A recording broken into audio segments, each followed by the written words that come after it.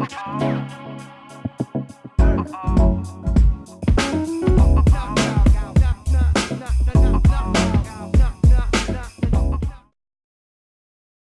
to the first edition of PowerOfCare Game of Faith collaboration. Ooh. I'm your host, Reginald Easy Ward. I have my host, Brianna Dance, with me as well. Hey Brianna, guys. Take it away. Yeah, so I'm so excited to have our guest today. This is our first interview together, and we have the beautiful Anastasia Parker and the amazing Joshua Parker. Amen. Thank you guys for coming. Yeah, thank you so much for having us. Yeah, so tell us a little bit about you guys. Go for it, baby. So I am born and raised in Maryland, and I thought I'd be out in another area, but I got locked in and in love, and God kept me playing. Kept you. Praise God. He's strong. He's strong. Oh, you done? Okay, good. Yeah, so I'm not from here. No. Okay, I'm from Illinois, so y'all pray for me. When I came out here, I just moved here. I wasn't here very long, and I found Christ here in 2015. So I'm living saved a few years. So I ain't really saved for real. So y'all need to prepare yourself. Yeah, we're gonna pray for you. We're gonna pray. Right. Just make sure we do. Yeah, we're gonna bless you, brother. Lay the hands on you. Yeah, bless you. But they're the founders of Shields Up Ministries. Right. Could you tell us a little bit more, give us like a brochure version of what's Shields Up Ministries? Sure. So Shields Up Ministries is quite very simple. It's designed to fix the fractured family by going back to the foundation of what most people tend to cast aside, and that's courtship. Right? When people go into the dating phase of life, they don't realize the importance of what they're building. When they build towards marriage, that courtship component of their life is going to be the foundation of the rest of their lives. And so what we've noticed in life, just kind of as we progressed in our courtship, so many people don't know how to do it the right way. And so Shields Up Ministries is designed to expose what people are doing in silence and isolation. Right? Yeah. Can I go deeper? Go for it. That's what we're here. I told you. Yeah, okay. The floor is yours. Go deeper? Go deeper. Amen. So when you look back at Genesis, right, and you look at how Adam operated through his singleness, and he was doing his thing. He was cool with it. He didn't even know he needed a wife. He didn't even know he needed help. God had to be like, listen, bro, you're going to need some help. You know what I'm saying? You can't do this by yourself, right? And so Eve comes along, and we talked about this a little bit before, right? Let's just say, hypothetically, right, you have 1,000,000 trees, right, in the Garden of Eden. That's a lot of trees. When you think about it, it's like trees everywhere, right? And this is one tree that God said, don't touch. 999,999 trees you can play with. Love, eat, play, laugh, repeat. Right. But this one tree, don't mess with. All right? And just for free, I'm going to throw this in for free. For free. For free. God put that tree there to ensure that men knew the importance of boundaries. He gave that boundary to the man first so that he knew exactly how to operate in the process. Right? So we operated under the parameters of boundaries as we operate in courtship. So when we teach people, I always tell the men, you need to present the boundaries to the woman. It's so important because the men are the foundation of the family. So that's just free. Just throw that out there. So this tree, all right? I'm going back to this tree. This tree is distracting Eve, right? We got the serpent in there. Serpent's doing his thing or whatnot. And so, Eve's like, all right, she eat the little fruit, and she shared it with Adam. And what was the first thing that they realized after they ate the fruit? They were naked. Oh. Sin exposed them. you. Right? And what was their response to being exposed? They hid. Right? They covered themselves and they hid. Right. No different than what's going on today. It's true. The very same thing is going on in courtship even right now. Dating even right now. When people realize that they've sinned, they're exposed, they hide. They operate in isolation and silence. So this is good. I told you this is going to be good. And so Shields Up Ministries is designed to take that exposure, that hiding place, and expose it, right?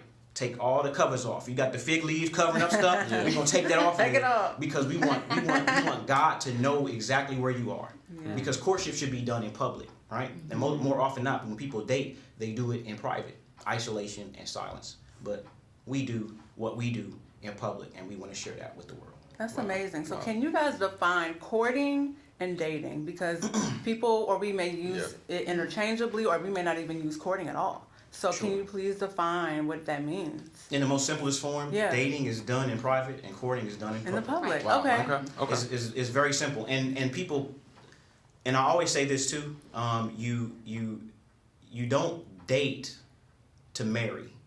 You marry to date. Okay? So the process, you remove dating from the beginning process and you court. It should be done in public. It should be, your family should be involved and engaged, friends, your church, the public. Everybody should know what you're doing, because it's not just about what you're doing, but it's about your witness to the world. They're saying we're believers of Jesus Christ, right? And what we're doing, we want you to see it, because we want you to know what Christ should look like in the courtship phase, which more often than not, nobody's showing that. Nobody's showing that. And so the reality is that dating component that's done in private should be done after you get married. Every marriage should have a date night. Every marriage should go out and do things. That's when you take those foundational blocks that you got in the courtship, and then you're able to process that after marriage and do it according to God's will. But now you can do it in private. Now you can do stuff that you couldn't do. You know, that one tree that y'all were so focused on in courtship, like, hey, I want to, have sex, and I want to, all of this stuff that you couldn't do, that you're so focused on that one tree. God says, okay, you can do that now. Right. And so that's done in private, right? And so that's why you marry to date. You don't date to marry. Wow. I've never heard that perspective before. That's really great. Yeah, that's really good. But I like this. Now, this is like, you went deep. So, but like, let's peel it back some. Like, how did you all come to Christ? Like, Josh, I personally know your story, and I know it's a very, powerful testimony. Anastasia, I don't know yours, but I'm interested to hear both of you all's stories. Again, for the people, just like, how did you all come to Christ? And just tell me, your road to salvation. Okay, so I was born into religion, Christianity. My grandmother, I was raised by her, and that was something that she instilled in my sister and I both, to attend church. And she really believed in, because she had these two young children, that the community, the church family, was to come and help out and support. So we were constantly in church. 24/7. Often. My grandmother didn't go 24/7 per se. She went for like Bible study and Sunday service, but they had some youth events. I was in every one of them. As I got older, I began to take up leadership. So I understood church. I knew the basics of church. I knew the basics of Christ. I was a part of a Methodist church, so they have you do confirmation, and I had like a little baptism and all that. But I knew church. So I've been born and raised in the church, which is very different than really accepting Christ and having your own personal relationship. Exactly, right. So I could speak it, I could talk it, I dressed it, I knew what to do. Yeah. And I did have some leadership in my church, and I do believe that I had a strong foundation. I just hadn't tapped into it yet. It took me quite a while. But my grandmother began to take ill, and my mother kind of came in to help out with her as well. But it was kind of on my sister and I. She got, her illness really overtook her, and she passed away in 2008. Yeah. That's fine, thank you. But she, let's just say God was trying to get my attention, and I got to a place where it was me and my sister. We were trying to figure out where we were going to live. We were just trying to figure things out. I was 19. My sister's 5 years under me, so she was still like 8th grade, getting ready to approach 9th grade, and it was a lot. And I was trying to do it all by myself. On you, And God gave me grace, unbeknownst to me.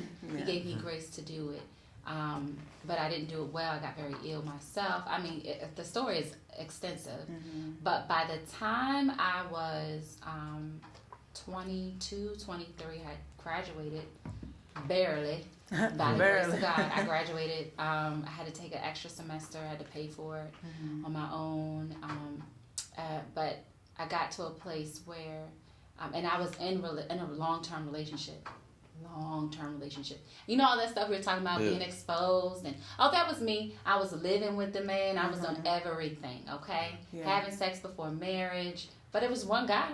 And I figured that was good. You know, to me, I felt like I was doing it.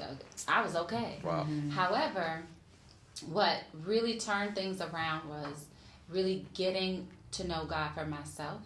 And I did participate in a young adult for women. Really, it's called Queen Esther, and it was through my church. I eventually. Well, not my church, but through one of my other friends' churches. And they were like, oh, you don't have to be a member to go. So I attended. Yeah. I did it, and it was powerful. And I began to be forced, if you will, to have to review scriptures, which I did before, but then apply it and answer questions, difficult questions, and the honesty that was the truth, not the honesty, the truth that was revealed to me, and how God wanted me and desired me, and how God looked at me, how he saw me, how beautiful, how marvelous I was, a good work, that I was his daughter. That's right. Woo! When I really began to internalize that thing, it really changed my perspective. And so I would say my road to salvation was one where God graced me and gave me great mercy, and he prepped me. He poured into me unknowingly. And he allowed me to really dig and desire, and he warmed my heart towards him around like 22, 23. And it was then when I really began to be wholehearted and focused in on Christ and understood the power of submission. So there's a lot that happened within that. But I think my road is very different from Joshua's road. So mine was a process. And it still is. Yeah. It's going to be ongoing. Daily. Daily, moment to moment. But Wow, that's amazing. Now, Josh, tell us about your road to salvation. What was that moment that changed your life? Mine was Thug Life version. Okay. Tupac life now. He was thugging it in Chicago. We have to be stopped.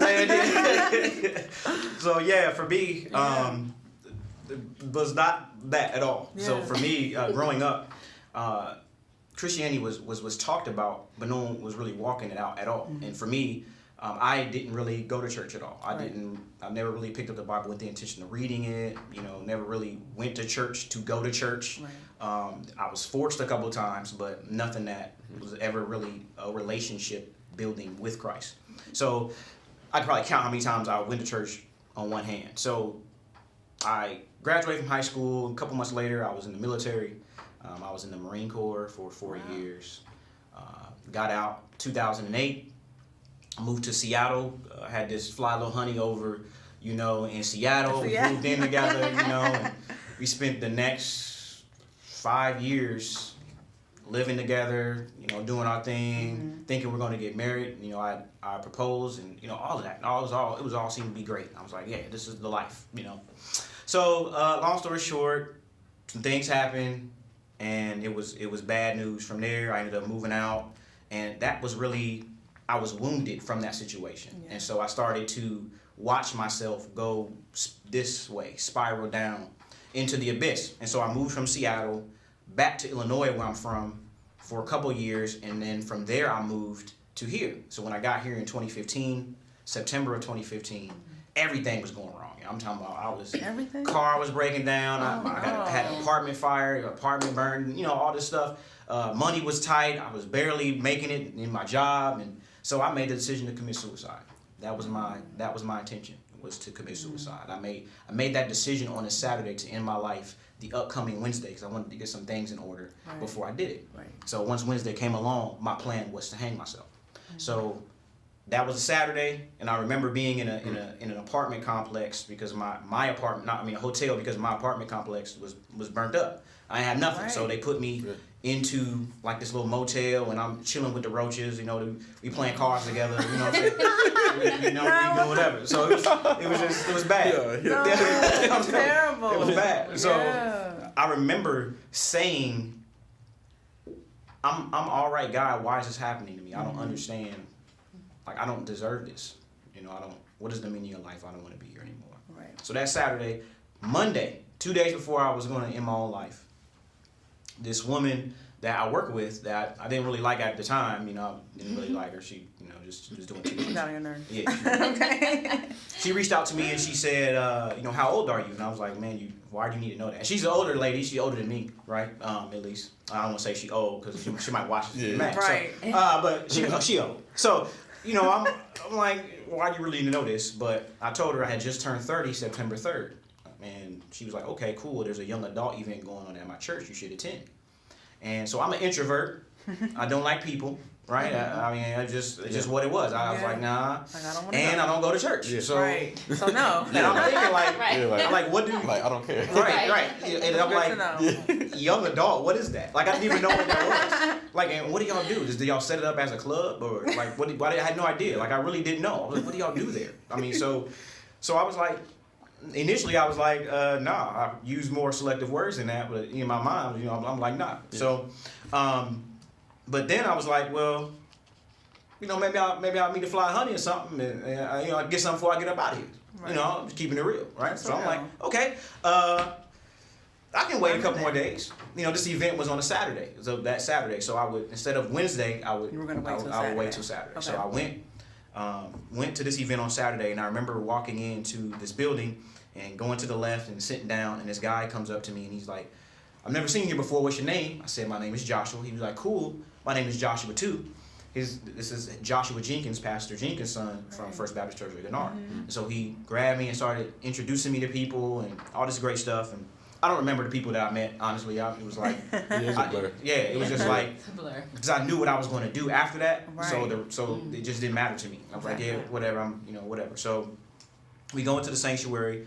And Joshua Jenkins starts preaching. I'm like, oh, this dude is like, he runs this thing. You know? Right. The guy you just met. Yeah. The whole thing. I'm like, wow, you didn't say that. You know, I just thought you just Right. So Just a casual. guy. Yeah. I just thought just both our names happen to be Josh. We go up there, and he does his thing. Don't remember what he was preaching about. But what caught my attention was I'm sitting in my seat, and I started thinking about what I was going to do after. Like, I'm just not paying attention. Mm-hmm. And then I heard depression randomly on stage, and I'm like, what is he talking about? And so he started going into how he had issues with depression and anxiety, and he had those same suicidal thoughts in his life, and how God took his life and changed it all around. And so that same night, I heard the voice of God and gave my life to Christ that night. Wow. Praise Just God. because of that impact. So instead of being hours away from hanging myself, I gave God the glory by giving him my life. And That is so amen. powerful. Isn't that powerful? And she was there. I was there. You were there? She happened to be there. Oh that my night. God. Yeah. So intentional. I love God. Yeah. We thought he was a pastor because of what he was wearing.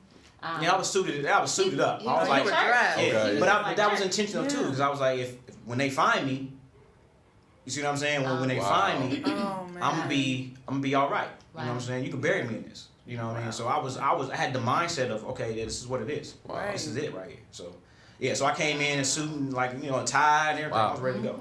Wow. Yeah. Wow, What an wow. amazing story. Powerful story. Very powerful. So wow. Ooh. That's Yeah. that's like every time I hear that story, I'm like, wow, bro, like God is so real. You know, you can't tell me like Jesus Christ is not real. Like that's like that is just beyond my scope of just anything. Yeah. And after that, I'm sure you had community around you. Yeah. Like, Which was essential, because even after giving my life to Christ, had I not have accountability and the brothers to sustain that push, I probably still wouldn't have made it. Exactly. So, I mean, where I am now, and that was just 4 years ago. That was October 24th of 2015. And so where I am now, that process wouldn't have been sustained without good men without behind them. me. Yeah. And same for you, Queen Esther. You have Yeah. community as well. Oh yeah. So how did you guys even meet? Let's start there. Yeah. So- Let's get to the Let's get to good the stuff. juice, Yeah. right. I'm gonna let her tell it, because and I'm gonna give y'all the realness. Oh, Okay? right, She gonna say some right, stuff. Yeah, this way gets good. Right. We met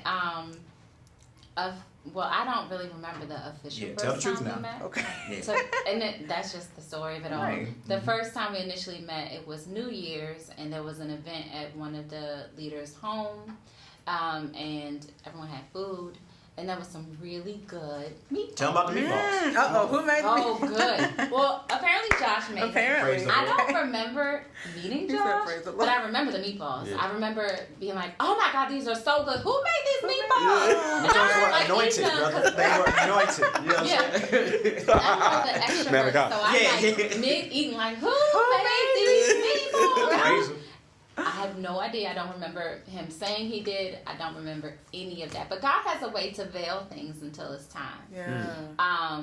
So I sat there. I remember and at first I was like, you weren't really there, you know. But he's like, y'all played a game. I'm like, oh yeah, You we were did. there. I was like, I don't remember you. I was like, where were you sitting? Right. It was about maybe 20 people there. No clue. But again, God had that was done on purpose. Mm-hmm. So that was the first time we met.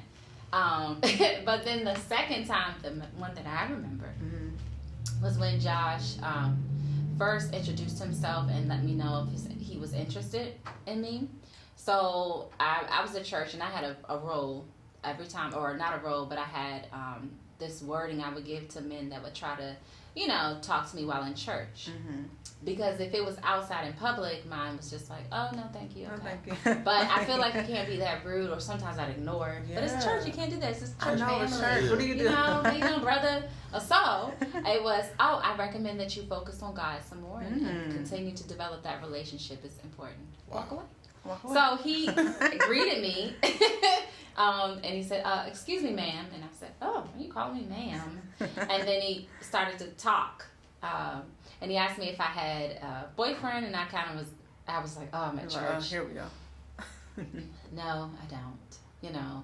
And he continues, and it's like, says a couple of things, and I do my normal response. Oh, well, I'm wonderful, but I think you need to take some time to focus on Christ, and that's important and imperative. Okay, bye. About to walk. Play with yourself. You know? Yeah. You didn't let him Wow. go. He does this little smirk thing, like, Oh. He's not. you don't know. Captured Like, it. you Right. don't know. You must not know. No, right. I'm looking like, who is this? Well, it's Who's this man? Yeah, well, that's cockiness, confidence. Yeah. confidence. Okay. Anyhow, he pretty much leaves off with saying, I've done research on you. And in my head, I'm like, research? What kind of foolishness? What does that mean? I'm asking that you would do some research on me. And I'm sure my face must have read, what are you talking about? So it continues by saying, you know, I've checked in with people within the church, and I'm just asking you to do the same thing. You can ask some folk about me, and he pretty much says, thank you, ma'am, for taking this time, and shakes my hand and walks off. Wow. Oh my. So I stood there for quite a while, and I was like, Did that just happen? what did he just say? Did he just pull a me on me? Right. He just put a me on me. Yeah. And then I was like, he didn't ask for my number. It's the first interaction I'd ever had with any gentleman that didn't ask for my number. Not that I had a zillion people asking, but Right. I just never had that interaction. And so I didn't have a car at that time. So one of my girlfriends was, she was waiting for me, and I got in the car, and within about 5 minutes, I asked about him. I was like, you know this man named Joshua? Right. She's like, oh, Brother Josh? Oh, yeah. I know Brother Josh. Hey, they know me out here, you know what I'm saying? Brother Josh. Yeah. But he didn't get my number or anything. It took another month and a half. He had to do a DM. Yeah. And It we goes sort down of to chat. DM, bro. Yeah, it does. It does. For those who don't know, direct message. Okay. Yeah. So, but it took some time. But I was very focused on Christ, Yeah. and I was at peace. I enjoyed singleness, Your singleness. and I had finally got to that place, and it mattered to me because it was me and God, and I just didn't want interruption. Exactly. Wow. It was a good interruption. Yeah. All right, that's Now my look at part. you I guys. need to, I need to give y'all a little bit more content. Okay, give us the backstory. Okay, What's Here we that? go. She a phenomenal job, man. Thank You did you. a great job. I That's tried. good. I Yeah. So let me story tell it a little bit. Okay, here we because go. y'all need to see my side of it. Okay. Yeah. Because, Talk to us, talk to us. let me say this thing right here. So the day that I approached her, okay, we're in church, and I'm talking to one of my really, really good friends. We're having a really, really good conversation, and I have been playing myself in terms of approaching this young lady for a while now. 'Cause I'm like, because over the past couple months up until then, I would engage her like, hey, so what do you do for a living? And she's like, oh, I'm a teacher. Okay, so why do you teach the grade that you teach? And I would just engage her and just try to learn more about her and stuff. Yeah. And so trying to dig deeper. Yeah, I'm trying to. Can I go deeper? You know what I'm saying? So this particular day, I seen her in the sanctuary that we were in, and I'm like, in this conversation, I mean, it's good. It's a great conversation. It was about the Lord. It was great. And, and I seen her from the corner of my eye, and I look over, and I see her walking out. And the Holy Spirit was like, today's the day. Time. No more running. And I start shaking. You know what I'm saying? I started sweating, beating up. I'm like, wow. You know what I'm saying? I'm like, wait a minute now. And I see her just going. And then my dude that I'm talking to, he is in a good conversation. I interrupt him like, dude, I feel you. What you talking about is gravy. But I have to stop you here. I got something I got to do. Yeah. So this was a while had passed, and I'm thinking, she had made it to the parking lot by this time. So I'm doing my little military walk, and I'm headed over to the, you know what I'm saying, get to the doors, and she's standing outside of the doors on her phone, as if God has stopped her there, so I can do what I needed to do. Wow. Right?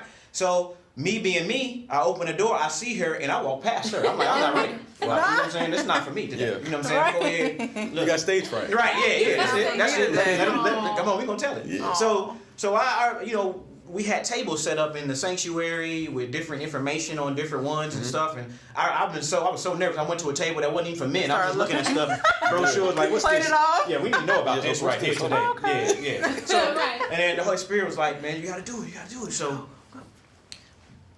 I turned around and that encounter happened. So I went up to her and I'm like, hey, how you doing? And she like bubbly. So she looked at her phone and she, to take her time to look up at me, and she's like, oh, this is going she had to look like this is about to happen again. Right. You know what I'm saying? Right. I didn't want to say the word. Yeah. And she's like, oh, hey, how you doing? She just played with the phone. And I'm like, yeah, so how are you, ma'am? And everything, like she said. And I was like, man, are you single? And she was like, she thought about it. And she was like, yeah, I'm single. She like gave up the information or whatever. And then I was like, can you do me a favor? And she's like, what's that? And I asked her, can you do your research? And then that prompted our discussion of research and all of that. So I say all that to say, Anastasia was the first woman I had ever approached in my life. The first woman ever.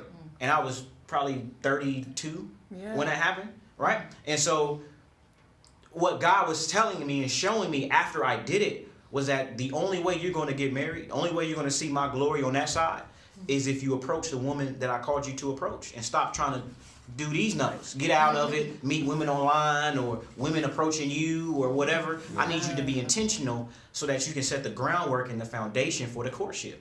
Because the man is the one that needs to seek it out, right? He who finds a wife finds a good thing, right? And so I'm like, okay, I can do that, right? And so a month later was our first date, which was July 15th. That was our first date. Yeah, I was gonna ask that. Yeah. First date. It was all gravy. I had it all set up. I did that thing. Nice. It was good. It was nice. It was very nice. Changed her life. She's right here, right? Yeah. It was good. It was wonderful. And then probably about 18 months later, we were married. Wow. When you know, you know. Wow. So you courted for 18 months. Yeah.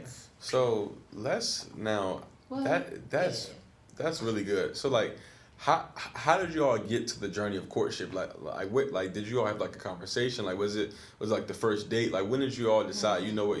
We're gonna do this thing God's way and God's way only. Like how did the conversation come about? And then like what did the framework from there going forward look like? Sure. So for me, it was important for me to establish a friendship, knowing that there is a place for particular things to reveal themselves. And when I say these particular things, there are 5 things, right, that we always kind of push for people to recognize in a relationship where they want to get to courting. Yeah. And that's chemistry, connection, wholeness, divine confirmation, and purpose. So you can have chemistry with anybody. I need my notepad. That's great. Yeah. So chemistry is great. You can have it with anybody else. So you need all of these things, right? A connection, which is more than physical.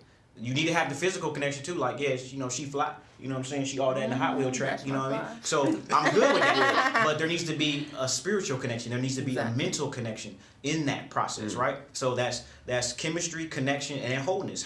What does her singleness look like? What does my singleness look like? Yeah. And there's a difference between singleness and loneliness.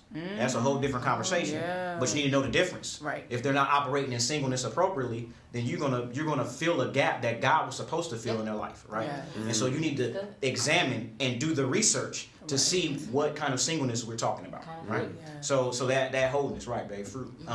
So that's wholeness, and then divine confirmation. What is God saying about the situation? Right. Seek God out for it. And then purpose. Does your purpose align, right? So in singleness, God gives you your single purpose, but there's a call to be married. Not everyone's called to be married. Right. All right, y'all understand that, right? Yeah. Okay. There's a call to be single, Yeah. and there's a call to be married. Wow. So Jesus lays it out in Matthew 19, 10 through 12. If you ever want to check it out, it's right there, waiting on you to look at. Right. So if you know you have the call to marry, then you have to know who you're called to be married to. So with this process, those 5 things work that out. So as a single, I knew my purpose. I wanted to see if she knew her purpose. She was operating in it, right? She was headed to Ghana. I know that's right. Yeah, Wow. yeah. She was ready to do her Go thing. girl. You about to do the missionary work. Yeah. You know, my calling, I knew, was to minister to young men, which I was doing with JAG. Right, that was my whole purpose, was to operate in JAG. I'm going to get men prepared for marriage. If I'm not married, if I can't do that, then I'm going to make sure I can catch these guys when they're young. And instill them the tools they need to properly operate during courtship and marriage. So that's where I was. But when God brought us together, He revealed a layer of that process that you see today, which is Shields Up Ministries. So with those 5 things, if you identify those things, then you're like, let's really, really seek God out. And so we did a lot of things in our courtship, but that prompted the process of boundaries. So I presented her the boundaries that we operated under, which is not a contractual agreement between me and her, but a covenantal agreement between me and God and her and God. So that goes back to what I was saying in the garden. God gave Adam the boundaries so it could be a relationship between Adam and him. He gave it to him first before Eve was even in the picture. Right. So with that being said, I gave them to her. That's good. And she looked at him, and she made that covenantal agreement between her and God. And so we started the process of that season of discernment, is what we call it, but that courtship process. So. And that took us about a couple months. I think it took about 2 months into that first date, to where we really began to. Well, really, Josh honestly led it, but where we both began to realize, okay, this is now the season for courting. Yeah. So it wasn't something that was long and drawn out per Right. se. And fruit speaks for itself. You You can know if there's see. a connection. You know if there's wholeness. You can see those things, providing that you are operating in that initial season correctly. Wow. Yeah. Right. That's that single season. So that And first that's date, the like season. you all kind of both knew that, like, there was a connection and chemistry there, and some of those boxes, prerequisite boxes, both checked off for both of y'all. Oh yeah, Yeah. and it all happened with the chicken. Oh yeah, that was a fun. That was a fun example. Yeah. The chicken was. So we both ordered chicken. It was and chicken it and was waffles, Chicken and yeah. waffles. And I went to go get a knife and fork. Okay, I'm a lady. Thank Right. you. She said, "Thank you." I'm not gonna go here picking up this thing. And Josh was like, "What did you I was say?" like, girl, if you don't put that chicken, you better put that Oh, yeah, and put then that knife he fork down picked in that Pick up chicken. this chicken. And I was like, okay. And we like laughed about it, and I felt Wow. really comfortable. Yeah. It broke the ice, but yeah, I think initially that connection was almost instantly. Yeah. So much so, I had a couple of rules. Like I met him at a metro station. I don't have a car. So I did meet me at a metro station. I got off the wrong one or something, I think, Pentagon. Anyway, I got off at a metro station, and he literally drove me to where we were going, and I was fine with that. Right. And then the plan was, oh, you're going to drop me back off at the metro station? Because you ain't going to take me home. To my house. No. Right. That was something I never, ever, and I had, dated a few gentlemen here and there, but that was something that I continued, except with him. And I honestly was battling in my mind. I was like, Lord, no. But I kept feeling the spirit of peace. Yeah. But I'm thinking logically, like, you don't do that. You don't let Yeah. no. I lived by myself at that point. I was living by myself. I had an apartment. My sister wasn't there. So it's just me, and it was on a basement level apartment, which is already, supposedly a no-no for single women. But I felt at peace, and I fought it. The whole time I'm like, I don't normally do this. Yeah, wow. But it really was just a different experience from the beginning. So did you guys, so you presented the boundaries to her. Right. How did you feel when you heard, what was it, a list of things? Like, how did that conversation go? That's what I wanted to ask. It was a list. He was explaining it over the phone, and then he sent it to me through, because his pitch, if you will, was, God has given me this list, and of some of the things you'll notice we're already doing. Right. Like one of the things is we always got off the phone by 11 p.m. And he would never, and I never noticed it until I received the boundaries, but he would always call me or after 11 a.m. He wouldn't respond to anything if I sent anything early. And I thought that was interesting, and then 11 o'clock at night was it 10 or, it was 11, yeah. And I'm like, okay. We were praying after each call, which was something that was also one of the boundaries. Yeah. But he was saying there are a few things on there that you'll see that we're doing, but I want you to have your part in it. Tell me what you think. Add in what you need to add. Edit. So it was really a living document because it was done through a shared drive, so that we can make edits. When I first read it, the first one on there was no kissing. What? What do you mean no kissing? And I'm like, okay. You mean like no tongue? Okay, right. That's fine. He's like, no. And it says on there, no kissing, like no tongue, no. I'm like, we can just do lip to lip, just like mwah, done. Right. I love that. Who gonna do that? He's like, Who gonna do that? Stop there, right? Right. I'm like, what? And so that one was hard but once he explained that he knew the things that were what you call it? Do you remember? For the kissing, that was something that would tempt you. Do you remember saying that part? Yeah. So it was one of the things that would tempt him to move forward, do other things, which would lead to us, if not having sex, near to. Right. And so once I realized that, I said, okay, he knows his boundaries. He knows his limits. I have to honor that. Who am I to not go for that? Right. Yeah, we'll keep it. But I think what was really powerful was that I was able to add in a few things too. Right. And we were able to talk through it. So it wasn't like, here, take it. Yeah. Now, right. We're following this it. That's list. that. Right. I didn't work well with that. Yeah. At that season, submitting was still tough for me. Yeah. And submitting to authority, so I would have never have been okay with that. Right. So the way he brought it on and introduced it was well done. It was perfect. That's great. Yeah. So you guys collaborated on the boundaries. Yeah. Put them on spot. But he had most of them down. I think I added 1 or 2. Yeah. I was like, this is pretty good. Yeah, I mean, I came in with the intention of ensuring that we stayed in our singleness until God called us together completely, right?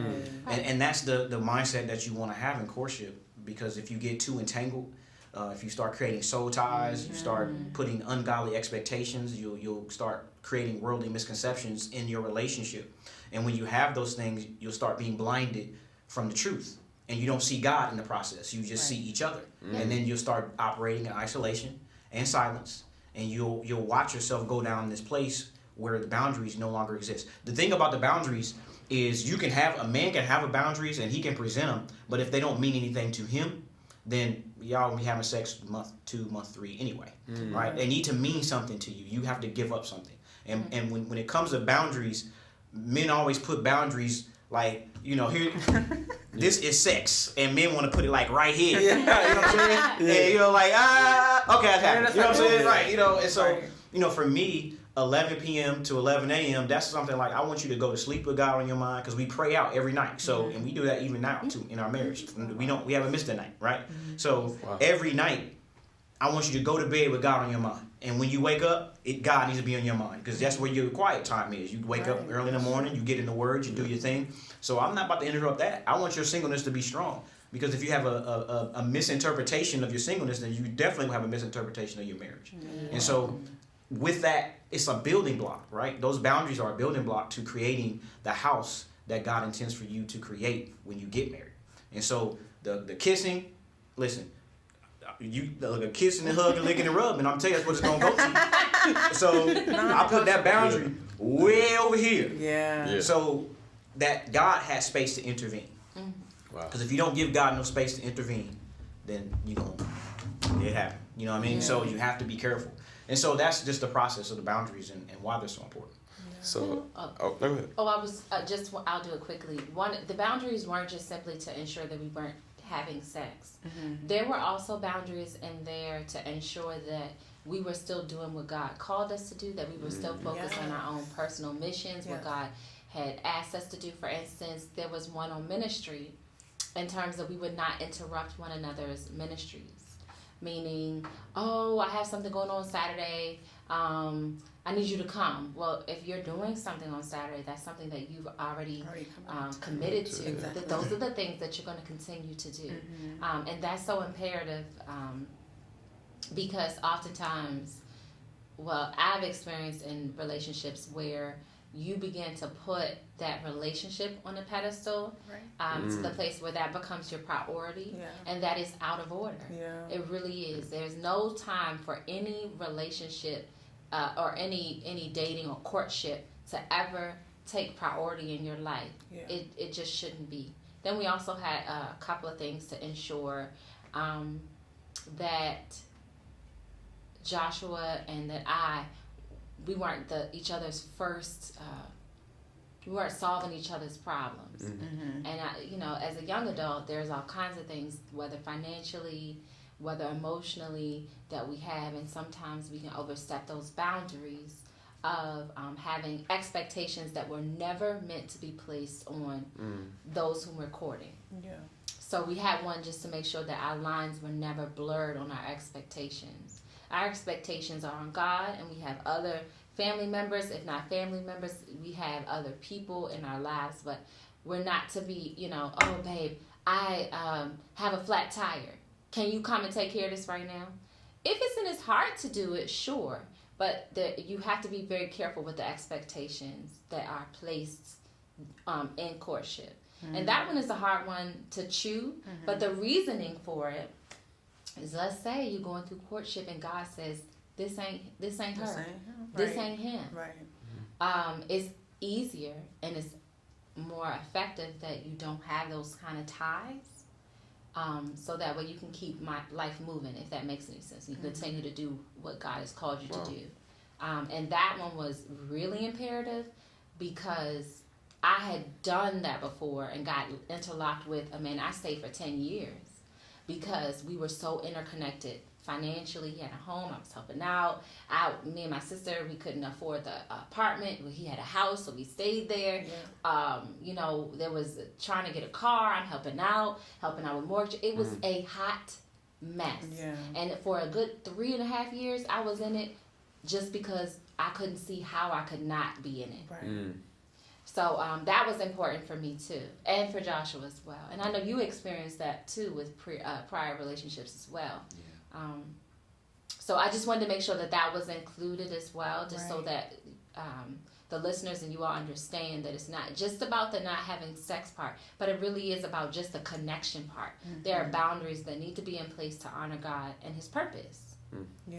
Wow, that's amazing. That is. So at what point throughout in the courtship process did you all know that God was calling you all to take the next step and get married? Pretty early on. And our first day was in July. By October, we went on a fast, and it was a 1-month fast. So we fasted from each other.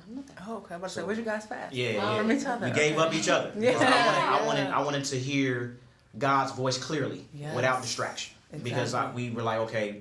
And while you're answering that, can you tell the people how God confirmed that? Was it through wise counsel? Just what happened? I'll do that. So great story.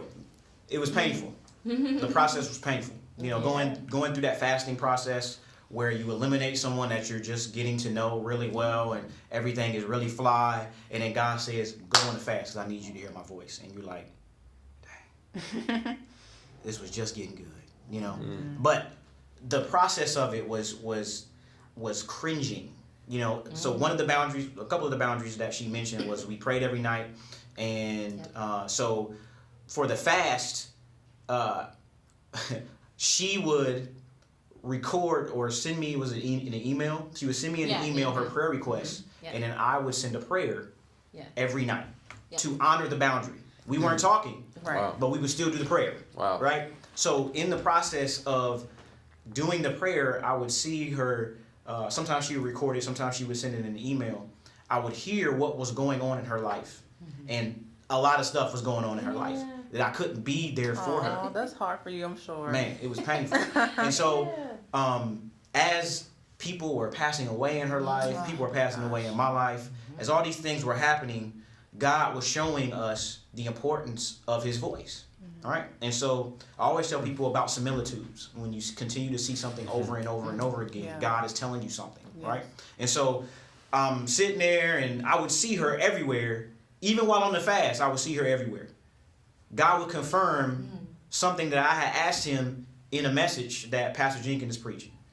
I would go to Men Connected with Christ, which is a all men's Bible study that we have at our church. Reverend Skip Little, he leads it. He would say something that would confirm it, and I would see God move in my prayer life. I would see God move in my quiet time while I'm writing down, doing journaling and stuff, and he would answer these things. But in the meantime, as a distraction, she's going through hell, right? And so that process of fasting, it was as if watching Jesus go into the wilderness for those 40 days, struggling, right? And thinking about, man, like, I feel you. Yeah. I feel you, Jesus. This is this hard body, But just watching the growth in the process of it. And watching God move and confirm and do these things. So for me, it was the similitudes, just seeing her everywhere, confirming confirmations that I would just not even be looking for. Whether it's be like I'd be in a magazine and her name would be, would be in that joint, or I'd be driving and I look over and it's like one of her best friends in the car next to me, and I'm like, that's Anastasia's friend. That's her best friend right there. I'm like, hey, and just watching her friends try to block us, shield us from each other. Like we go to the same events. Okay, we be at the same events, and I wouldn't know that she was going, and I roll up in there. And I'm like, oh. Man, you don't know how to do it. Yeah, like, how do I do this? How do I navigate this, Lord? Like, what am I supposed to do here? Yeah. And people would be like, hey, Anastasia's over there, so you don't want to go over there. You want to stay right here, and we'll let you know when she leaves. Like, people were helping us. It was a courtship process. Wow. So it was done in public. That people public, you said. You know what I'm saying? So these are things when the public's behind you, when God is confirming, and when things are going wrong, then you're doing something good. So that's what when things are going wrong. That's good. Yeah. Wow. How was the fast for you? Because you were going through a lot. Yeah. So it was really an interesting thing. I had I call her like my grandmother almost. Number 2. She knew my grandmother's one of the last persons that I trusted that knew me from like birth and knew my mother from birth. Yeah. Wow. And she met Joshua. She gave that stamp of approval too. And that was her first time. Praise the Lord. He's a mighty God. Like him. And she's like she was 90. At that point, she was 95. Yeah. And still in her right mind, amazing woman of God. I loved her dearly, and she like lived nearby me. So I mean, when I say she really was like a mother, grandma, just auntie all in one, and she said, this young man is a good one. You better hold on to him.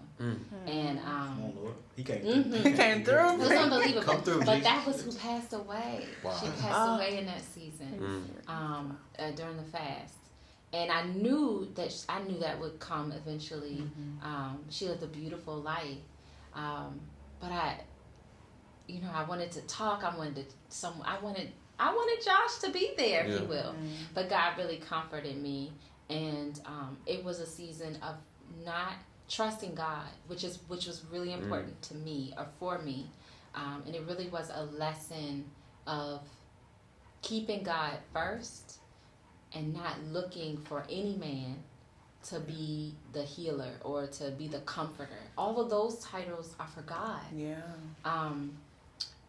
In that same season, I was, reading. I'm almost always reading a couple of scriptures, but there was one particular book, Ruth, that I loved. So I was reading Ruth. Yeah. Like, okay, let's read Ruth. Boaz, yay! And there was one part that I always just cringed at, and it was the part where Naomi instructs Ruth to lay at the feet of Boaz, and then Boaz will wake up and she says, like, he'll know what to do. And she had to get all dressed and perfumed, put on this beautiful outfit, and she just went and laid at his feet. And I couldn't stand that. I'm like, what does that mean? She's supposed to be laying down, right? And so whenever I would read it, I almost always had the same kind of like, why does she have to do that? What does that mean? And she never spoke. She never said a word. She just lay there. Terrible to me. But this one particular time, and since then, has never changed, I read it, and I saw myself in almost like a vision, like, and when we were recording, I never really had many visions. It's just not what God typically, how he spoke to me, but he would always confirm, and just little visions. I saw Joshua and me, and I was laying at his feet, and I had a peace, and it was like I could submit. It was a moment of submission. A moment of saying, I choose you as my kinsman redeemer. I choose you, but I'm waiting for you to make the move, which is what happened. Boaz got up and said, well, listen, you need to check to make sure. This is my version of it, but Boaz awoke, blessed her, gave her a great deal of barley or wheat, I think, and then said, I need to go out and do a couple of things because there's some other people who are supposed to be legally the kinsman redeemer for you. And he went out and did just that, took care of business, and then, eventually they married. Right. But he led it. And I said, God, I can allow him to lead. And it was God almost releasing me and allowing me, and again, my heart, my little hard heart. Your little heart. He really softened my heart to understanding that the role of submission in marriage and what that could look like. And I remember I cried. I was just like, it's him. And it was unbelievable. Even now, just thinking about it, it just brings a chill, because when I tell y'all, I had taken care of business. I had raised my little sister that last half, and I was running my family members, telling them what to do and how to. I had a lot of control problems. Still do from time to time. Y'all pray for me. But always. Listen. But I understood, and I was willing, and I will never forget that. So for me, it was a moment. But it was a lot of, again, I love that story, but I knew the difference in how God was warming my heart. And when I had that vision, that was just about it. And I never really shared it with Joshua, because a part of it was it scared me. I'm not about to tell him that God pretty much said I can submit to you. Right. But I did tell him I had confirmation. I didn't tell him until much later the vision and what I saw and what God was leading my heart to do. But that was long. That was very powerful. Wow. Very powerful. It was good. That's real, because there's gonna be an adjustment coming from your own life, and then having to submit, and that's like a curse word nowadays. It is, like it's not, but beautiful. It's not. Yeah. So wow. It is. Yeah. So after you all knew, you get married in 18 months after your first date, correct? Yeah, just about, yeah. Okay, so what it is? was less than that, I think. Yeah, it was somewhere between 15 I think days. it was like a year and a half. Yeah, it's like a year and a half. It was quick. Okay. It was quick, We regardless. got married in December. So what does that look like? Let's fast forward to like the beginning of the marriage. Once you're all past the courtship phase, the boundaries have kind of, should I say ceased, or it's kind of like. No, you have boundaries even in marriage. Wow. Yeah. But go ahead. What's your question? Nah, I was gonna ask, like, what is that's good. what does the I wanna hear beginning about stage of marriage look like once you kind of get out of that courtship process? Sure. The good, the bad, the ugly, if you all. Yeah. So I'm gonna lead with this, and I'm gonna explain what I mean. Okay. Marriage will bring the worst out of you, so God can fix it. So in courtship, you need to set the foundation very well, because when you go into marriage, if you did it God's way, Right. there's gonna be an amazing blessing, right? To finish the scripture, he who finds a wife finds a good thing and obtains favor from the Lord. So much favor on our relationship. It was a beautiful thing. Yeah. But if you don't have the foundational principles laid down, I'm touching that too, because I know you mentioned that What's one time in Jag about the blessing and favor. Mm-hmm. Like, just after you finish that, give some examples of that, because I know Sure. I know people definitely. I know people gonna listen. They're gonna say, well, okay, so what do you get out of doing this? I mean, and it's not about. It's about honoring God. It's not about seeking for a blessing, but people sometimes want to hear tangible stories, like, what do you or mean like favor? I quantify favor for them. So, but you don't have to answer the first question. Okay. So when we were married, because we did courtship so well, we were able to navigate issues that generally sink other marriages, and we got those attacks pretty early on. You know what I mean? So it was like all the bickering and all of the like how are you handling the dishes and who cleaning this, and, you know what I'm saying, or how do you navigate how we spend time together, and and how much time you spending on the video game or at church, or doing your hair, or whatever that is, at the gym. These things were navigated so well prior to marriage that they allow the favor that we're talking about to be widely seen, right? Because we'll be married 2 years in a month, right? December 15th. Amen. Anniversary. So that's not that long. No. But in this 1 year, almost 2 years, God has thrown some things at us that we didn't know. Yeah. But the good thing about honoring God in the courtship, like for example, purity. Like purity is the first battle you have together. Like that's what you fight together, because it's something that you like. It's hard. Like remaining pure is hard, but you fight that battle together. Right. And so in marriage, there isn't many battles that you come up against that you can't face, because you know that you can fight these kinds of things together.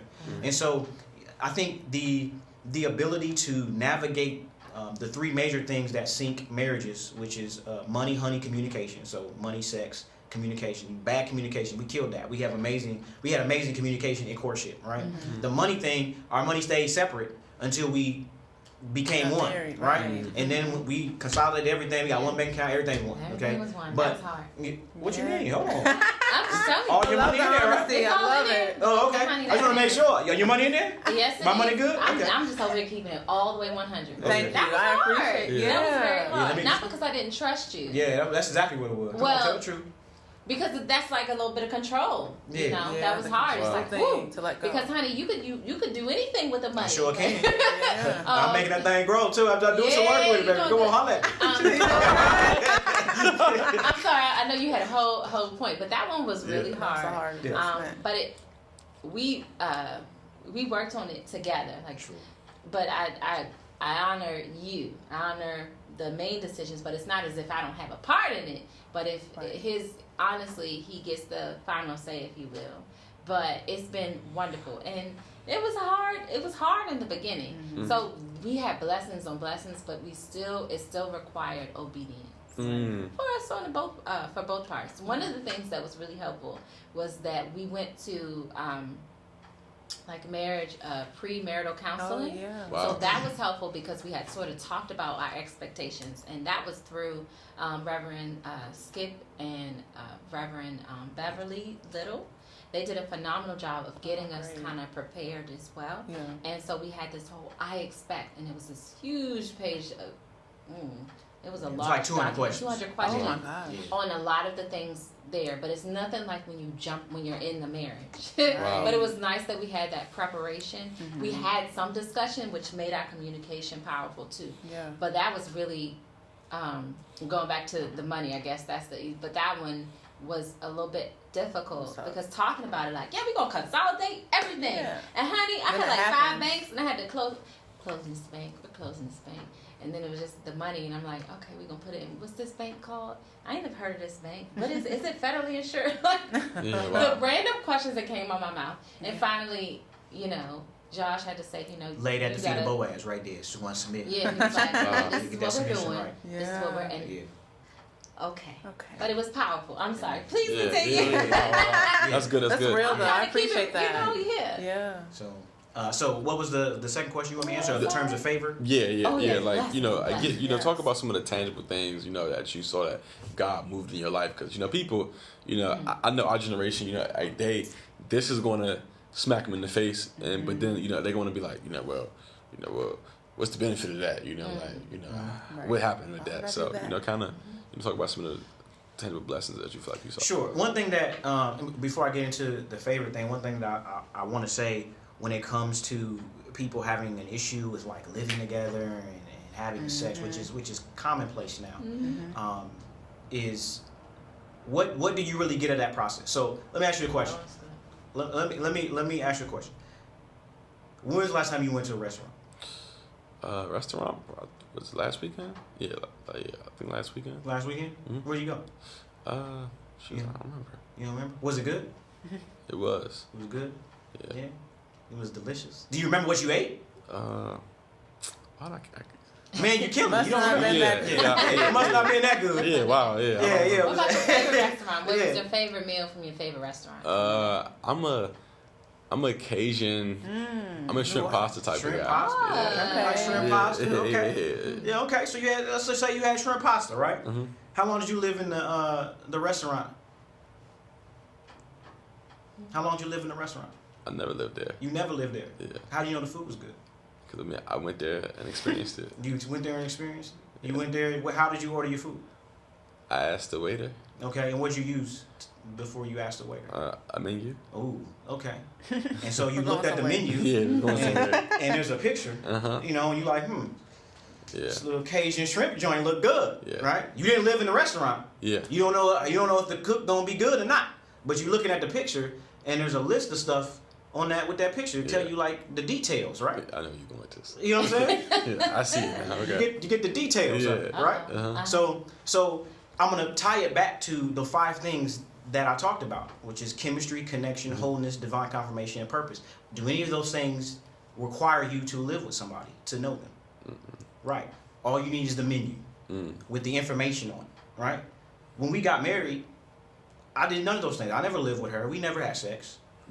So my mindset of, will she be good in bed? Will the sex be right? That's outside the will of God, because your mindset isn't on what God's purpose is for your life. If He's called you to marry and He's confirmed that this is the person that you're going to marry, He already took care of that, right? And so your distraction is the sex. When we talk about he who finds a wife, right? That means the man found the wife. She was already wife material when he found her. Let's put it that way. So she's ready, right? She's operating as my wife was operating, where she's getting her roof game up, right? So her roof game is high. You know what I'm saying? She all she needed was the submission piece, right? Yes. That's all she was getting. That God worked that out. So during the fast, he was like, yeah, y'all need to fast because there's some things I need to work out. And he was working on me too. It wasn't just her, right? It was just making sure that we were both ready. So when I found her, she was wife material. That leads to the favor. If you go with a woman that ain't wife material, then you're not going to see the favor, because you probably, one of the things that you may see us say a lot is you attract what you are, so be what you request. So when you go to God and you say, God, I'm so ready for this wife, and she needs to be a godly, fearing godly one. I just got to be ready, for this woman that you about to give me. She's gonna be so amazing. And God is sitting there listening to this prayer, like, I'm not about to give you one of my children so you can taint them too. Are you ready to receive this woman? Really? I don't think so. So That's if good. you out there hoeing, Yeah. then you probably gonna track the hoe. That's true. Because God's not going to compromise one of his children just so you can be happy. All right? He got somewhere to go. Right? So when it comes to the favor is dependent on your choice. Is that wife material? And when you get into marriage, you'll see the fruit based upon the work you did on the front end. All right? So if we did all this work, so like, for example, just piggybacking off the I Expect document that she was talking about, the 200 questions are broken into different groups. So you talk about money, In another group, you talk about sex. Another group, you talk about how you handle kids, right? So one of those questions in handling kids, she wanted 5 kids, right? 5. We ain't got none yet, Jesus. She want 5 of them, right? So I'm looking at this document, and I see that 5 roll, but I thought it was a 2. I almost rolled past it. I was like, yeah, 2. 5? Yeah. I don't know 5 people like that. You know what I'm saying? And then you don't want 5 of me running around. That's a problem. I'm me is a problem enough. Okay, so you want 5 of me, right? And so my, coming up, I had one sister. It was 2 of us, right? And so my mind said was all you need is 2 kids. Enough, right? 2 kids, good. I got 1 really, but then they need somebody to play with and stuff. They keep busy, so you got 2 kids. You know what I'm saying? So I was good with that. So we knew. Once we had this discussion that she wanted 5 kids, I wanted 2 kids, but we compromised on 3. Okay, good. Right? In the middle. Going somewhere, right? So we navigate. These are hard issues that people navigate, because some people will be like, no, that's a red flag. I want 5. That's it, right? But because our relationship was so strong, we were able to navigate this in peace. Wow. Right? We don't have to go at each other's neck, right? To get to where God wants us to go. So there's compromising there. And so in marriage, that's a component of the favor, because we're able to navigate hard, tough issues without getting crazy. Yeah. And you navigated that during the premarital. Oh yeah, that's important, right? Yeah. Because you don't want to get married and be like, I don't want kids, and I do. Right. So That's a real people thing do that. People do. They do. They wait. They get in the marriage. Yeah. They're like, you said you only wanted 2 kids. Nah, I want. Okay, let's get a divorce. Right. It's that quick. Exactly. And the reality is, you're not navigating these issues on the front end. So now what we're facing is 50% of marriages end in divorce. First time marriages, 50% of them end in divorce, and the same is for Christians. Yep. Yeah. Even believers, percentages are the same. Same. Yeah. And so how do you look at this? What is favor to you? I think people think of favor as like these magnificent blessings that fall out of the sky, and we experience some of those, right? Right. But it's the little things that it's the little things that sink marriages, not the big things, right? And so the favor comes in little packages like these. Okay, we can communicate well, even though she may have said she may have issues with the money. Look how well we navigated and how well we're doing now, and it wasn't really a big deal. Right. It was a spiritual thing with her, but and I may have got slapped a couple times. She's like, what we doing with this? What we doing with that? I'm like, chill. You know what I'm saying? Let me handle this. But it was popping up every now and then. Yeah, but it wasn't nothing major, because God had already taken care of it, right? Yeah. The sex was no issue. You know what I'm saying? Praise the Lord. That thing popped. That's right. Okay? That's right. You might mess around and get 5 kids. You know what I'm saying? So the reality is, man, the favor comes in small packages. Yeah. But when you marry the wife that God intended for you to marry, you'll see the favor, and you're going to be unique to you, because you don't know what those things are until you get into it. Wow. Okay. And so, we experienced some loss, in our marriage. We experienced a lot of great things and a lot of bad things. Yeah. But God gave us the grace to navigate all of those because of the work we did on the front end. Right. Wow, that's good. Yes. That's good. That's good. So Shields Up, what are some of the things that you guys do in your ministry is it for married couples? Is it for those who are going to be married, or both? How do you help? All 3, singles too. And There we go. singles, yes. Yeah, so we hit all of that. But we also have a mentoring program. Wow. So right now we have a set of mentees at this moment. We might be having another set soon. We also are starting and planning to begin initiating some more webisodes, so we can kind of put some more information out for the public, for the people.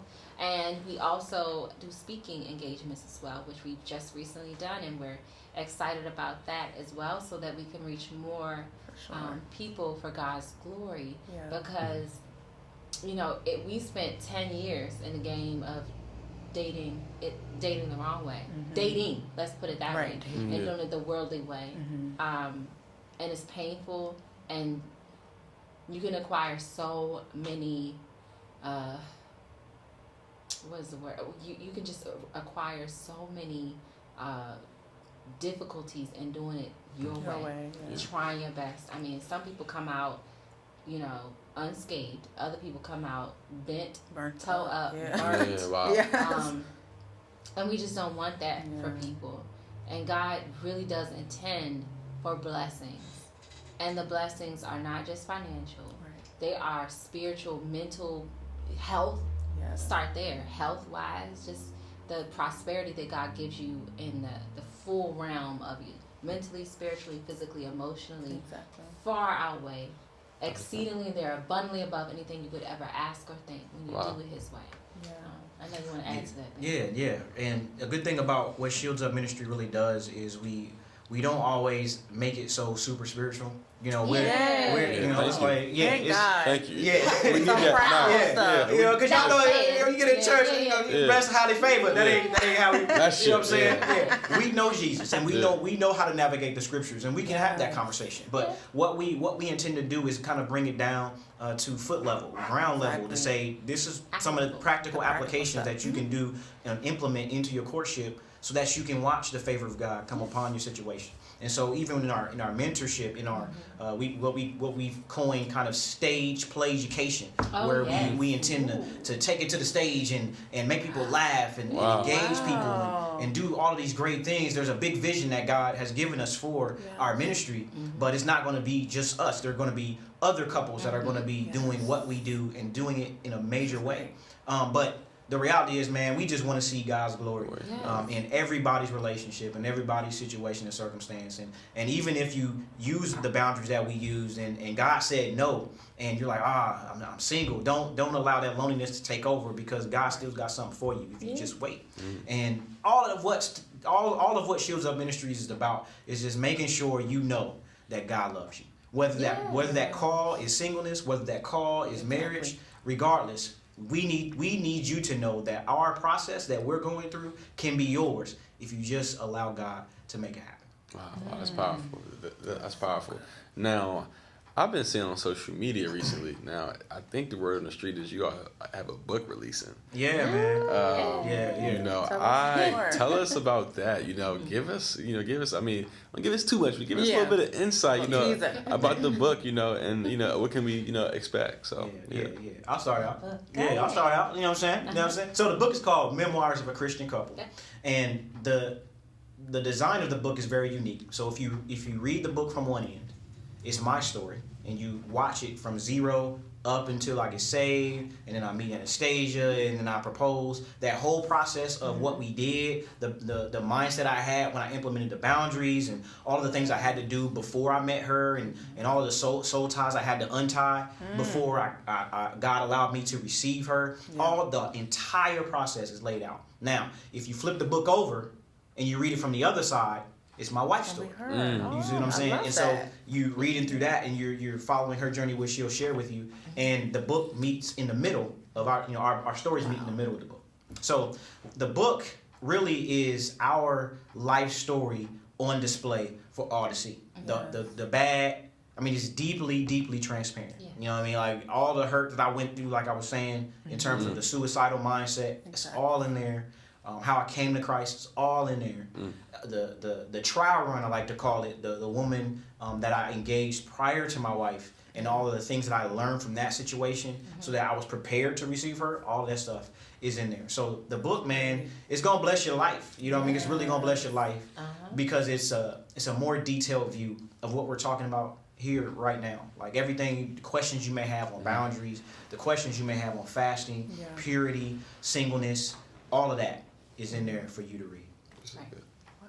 That was well done. That was. And I don't know. My side is, I guess, my experiences and my perspective on some of the experiences we shared. But it also goes from 0 to the time that we met. And let's see. I think my focus tends to be more of. What I find is that I was not one of the only women to have experienced trying to figure out who I was through the man I was dating. Whatever they thought of me was like, they like my hair this way. I got to do this because this is how I'm beautiful. And I kind of labeled my beauty based on people. I labeled my success based on men. And really, it kind of discusses the time of that thought process to really recognizing how God sees me, and really beginning to see the benefits of being able to totally submit to God, and seeing the difference in that loneliness, and experiencing loneliness, believing that I'm by myself, to really experiencing relationship with God, and how it developed and fostered powerful relationships with others around me.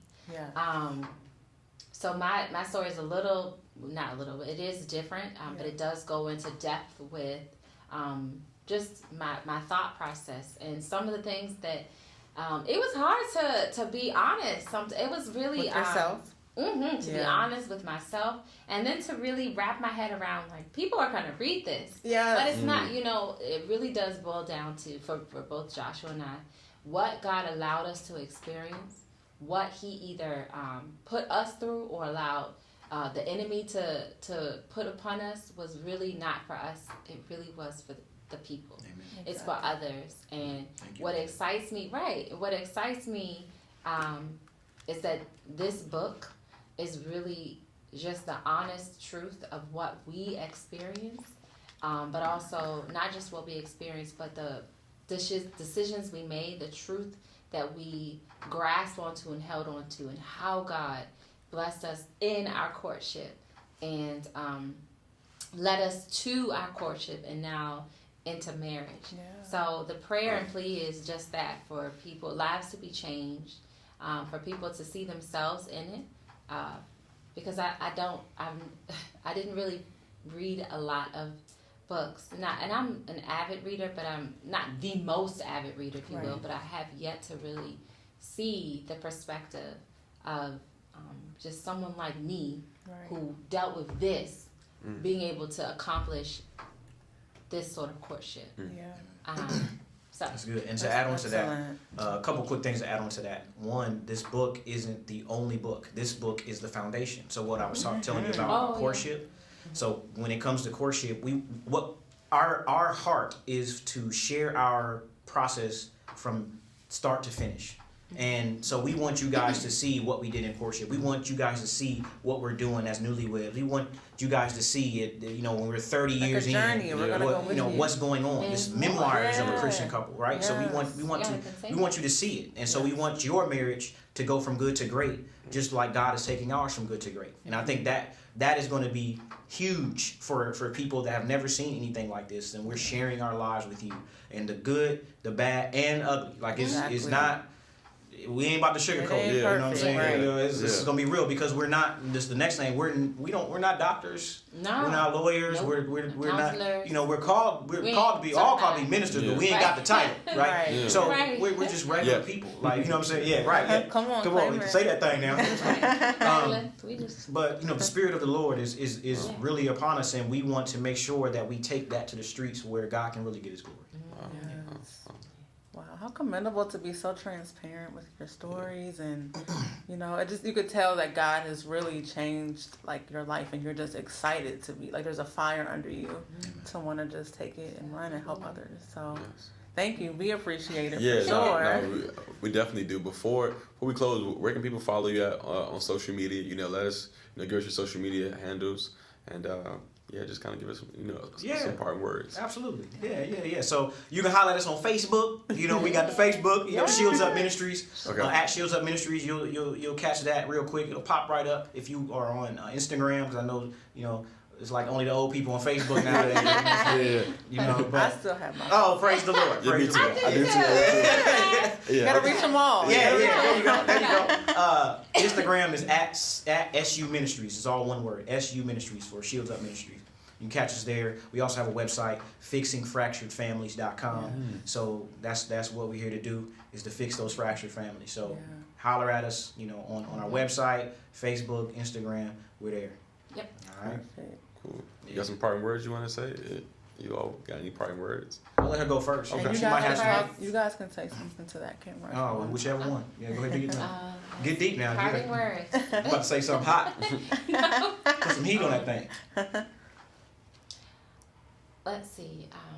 One of the things that Shields Up Ministries wants people to know, especially women, is that you are already a queen, and you already are God's child, and you already have a husband in God. It's in His Word.